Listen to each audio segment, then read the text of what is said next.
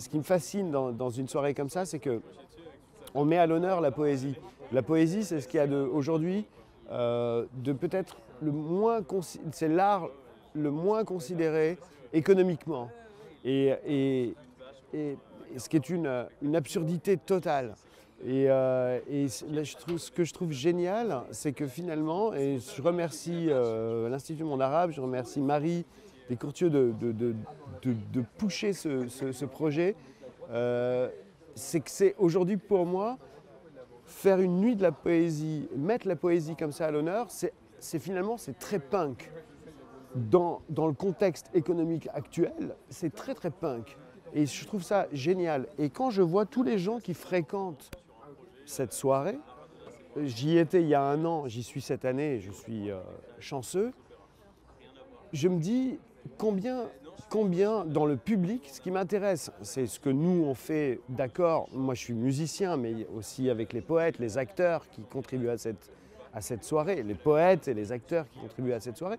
Mais ma grande question, c'est surtout combien il y avait dans le public de Baudelaire, de Rimbaud, de Chateaubriand, d'Apollinaire et autres, et je ne sais pas, je ne cite que de la poésie française, mais peut-être du Yeats ou de ce que vous voulez, mais combien il y avait de futurs poètes et comment on peut garder cette énergie dans ce monde totalement absurde quant à l'économie de l'art. Et vraiment, conserver la poésie, c'est être punk aujourd'hui. Donc vraiment, j'apprécie ce projet pour ça. J'ai une super expérience. J'ai rencontré un jeune acteur qui s'appelle Léon Bonafé. Et on s'est rencontrés dans l'après-midi. On a mis en place quelque chose comme ça rapidement.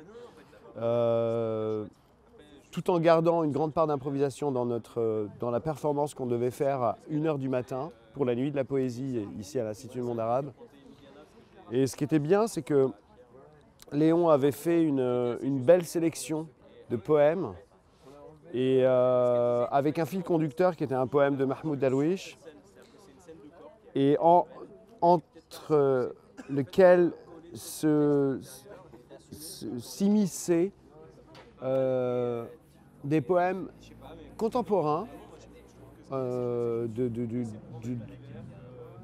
du monde arabe, du Maghreb et aussi des anciens comme Nazim Hikmet, comme Omar Khayyam. Donc on avait une palette incroyable qui allait de Omar Khayyam, on va dire, jusqu'à aujourd'hui des poètes contemporains syriens, algériens, marocains.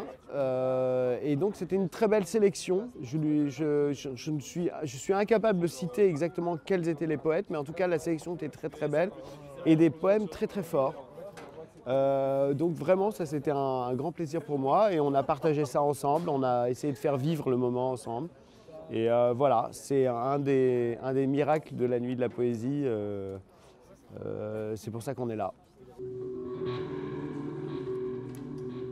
Non, laissez-moi revenir pour colorer mon visage, sauter du haut de l'arène, marcher sur la corde, et que mes compagnons soient un singe, un ballon jaune et une foule de passants qui remplit la tente me désignent avec moquerie et s'esclavent sur ma démarche répétitive, imitant le singe en train de penser et de se gratter effrontément l'entrejambe.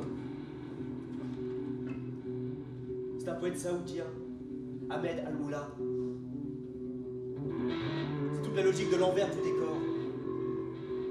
Ras-le-bol d'entendre parler de certains coins du monde seulement en cas de guerre, de massacre ou de drame.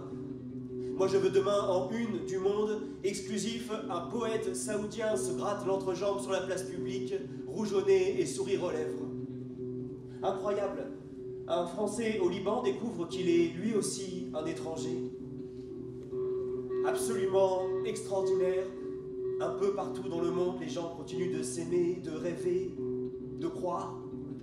Totalement déroutant, un peu partout, mais ça vibre, ça frémit, ça sent, ça ressent. Ta mousse reconnaît mon arbre. Mon arbre se perd dans ta forêt.